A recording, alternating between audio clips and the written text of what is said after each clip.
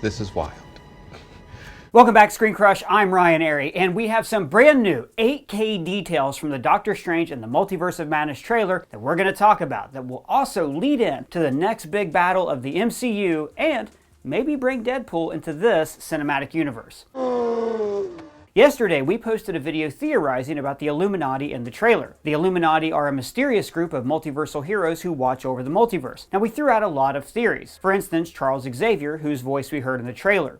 We should tell him the truth. We also theorized that we could see Loki as the guy with the swords, Captain Carter from What If, and maybe a variant of Reed Richards. But the trailer also seemed to show us a version of Iron Man. We have this person fighting Wanda wearing an iron suit, emanating cosmic energy. We also have these slick-looking Iron Legion bots, almost like Tony Stark fulfilled his promise to put a suit of armor around the multiverse. I don't want to hear the man was not meant to meddle medley. And, like a lot of the internet, we did a little bit of fan casting, wishing this version of Iron Man was Tom Cruise playing Tony Stark, since he was almost cast to play Tony way back in 2006. But the 8K version of this trailer gives us a much better look at this armor-clad Illuminati member. And the answer is way more exciting than we thought, and it confirms a fan theory that I first posted way back in 2019. So when you look at this 8K image, you can see that this person is definitely not Tom Cruise or the Tony Stark that we know. This, to me, looks very much like Johnathan Majors. You know, this guy. Ages and ages of cosmic harmony, hence...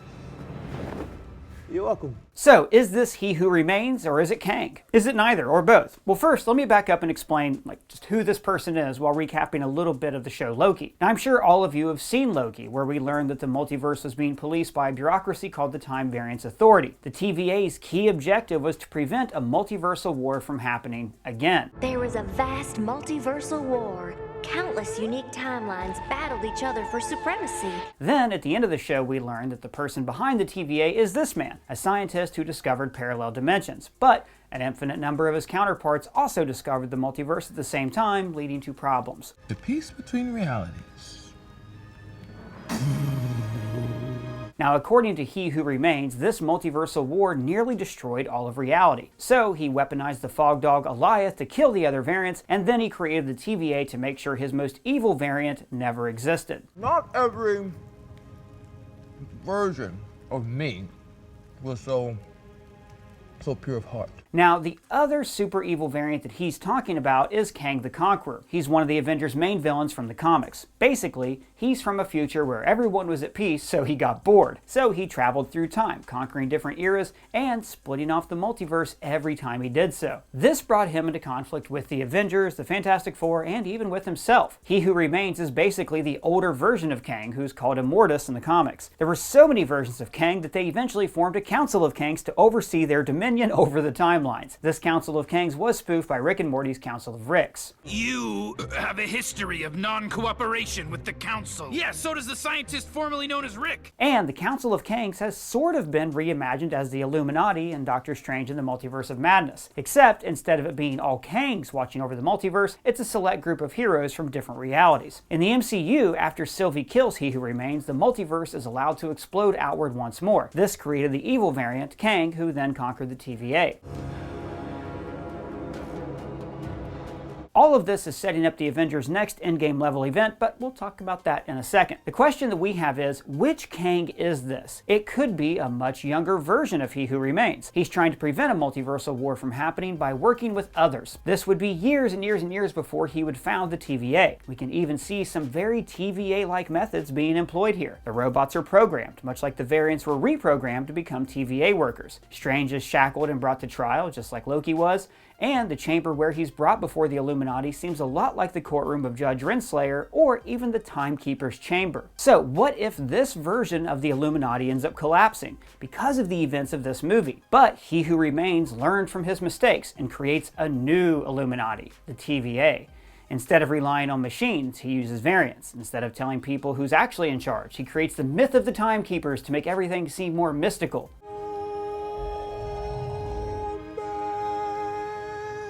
Or, hang on, there are an infinite number of Kangs out there, so this just could be another one. This version could be a good guy, someone who's more like-minded with He Who Remains. He wants to do good, he wants to save the multiverse, so he naturally employs some of the same methods as He Who Remains, because, well, I mean, they're like the same person. But if this could be a good version of He Who Remains, then it could also be an evil version. This could be the actual villain Kang, appearing before his confirmed appearance in Ant-Man and the Wasp: Quantumania. Stay with me here. So this could be evil Kang infiltrating the Illuminati because he wants to learn their methods. He wants to know his enemies so he can later destroy them. When Kang traveled through the centuries, he took on many different names and disguises, so this could be a possibility. But I have a better idea. See, Charles Xavier could read this guy's mind and know if he was posing as a do-gooder. Similarly, council members like Defender Strange and Master Mordo would have ways to find out if Kang was lying. So what if this is the evil version of Kang before he became evil? What if we're watching Kang's origin story? Stay with me. This Kang wants to do good. He wants to save the multiverse. So he joins a team of the most powerful people from across the multiverse. They employ strict guidelines to form that suit of armor around the universes. And maybe all of it still fails. The events of this movie might show Doctor Strange and Wanda dismantling the Illuminati. Maybe they want to kill Wanda, but Strange wants to show her mercy. I don't know. The point is that Kang, after this movie, decides the Illuminati did not go far enough. They were too soft on multiversal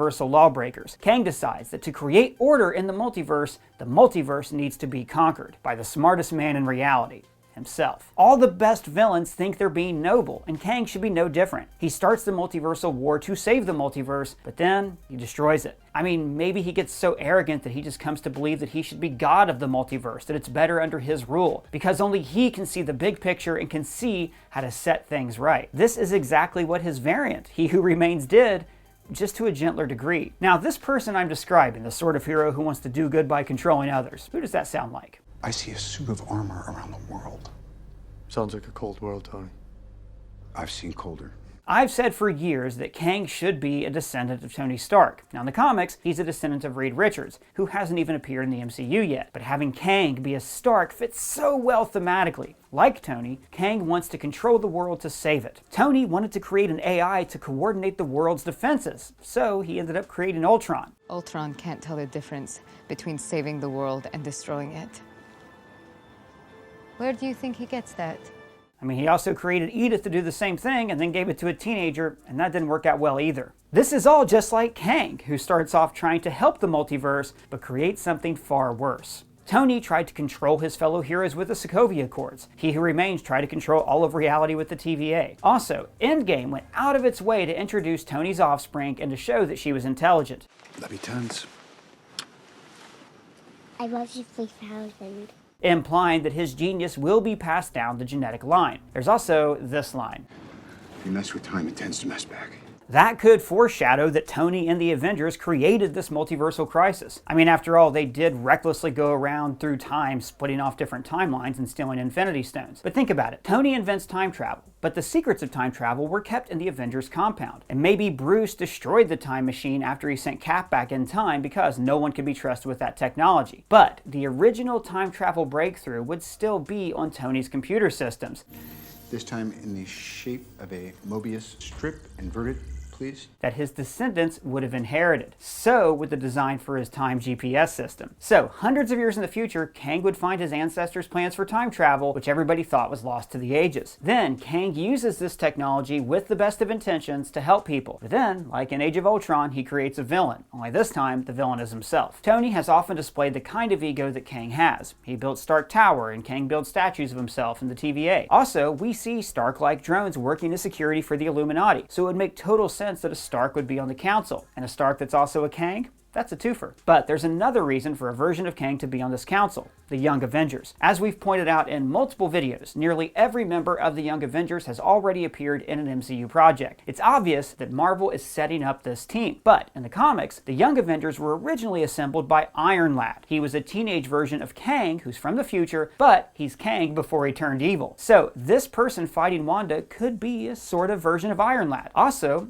America Chavez is another key member of the Young Avengers. She's the one who allowed them to travel through parallel dimensions, and she's being introduced in this movie. See, I think the Young Avengers are going to be the key players in the MCU's next big saga endgame level event, the Secret Wars. Now, look, there's different versions of Secret Wars out there in the comics, and I think the MCU version will kind of combine them all. Basically, different realities fight one another for the right to exist. That great multiversal war that Miss Minutes warned us about. There was a vast multiversal war. Countless unique timelines battled each other for supremacy, nearly resulting in the total destruction of, well, everything. And Kang will be the person who is driving this war. Maybe his younger self will lead the Young Avengers and they'll be fighting for their reality, not realizing they're actually putting existence at risk. It also makes sense for the Young Avengers to clean up the mistakes of their predecessors. You know, those mistakes of recklessly traveling back in time and creating variant branching timelines without first researching what the results would be. But if I may, I want to bring up the person that we all really want to see appear in this movie, Deadpool. Oh, hello. I know, right? Deadpool existed in the Fox X-Men universe. What do those do anyway, huh? Carry him 3 feet off the ground to snatch up the nearest muffin crumb? No. But Disney and Kevin Feige have said that they plan to bring him into the MCU, which would mean that he would have to cross between universes, similar to how Peter 2 and 3 crossed over in No Way Home. Now, as we saw in Loki, traveling through time also creates a branching timeline. That timeline becomes part of the multiverse, so alternate universes and time travel go hand in hand. Deadpool 2 ends with Wade traveling through time to fix various mistakes. He saves Vanessa, kills Hitler, and prevents his crappier self from X-Men Origins Wolverine from ever existing. Hey, it's me.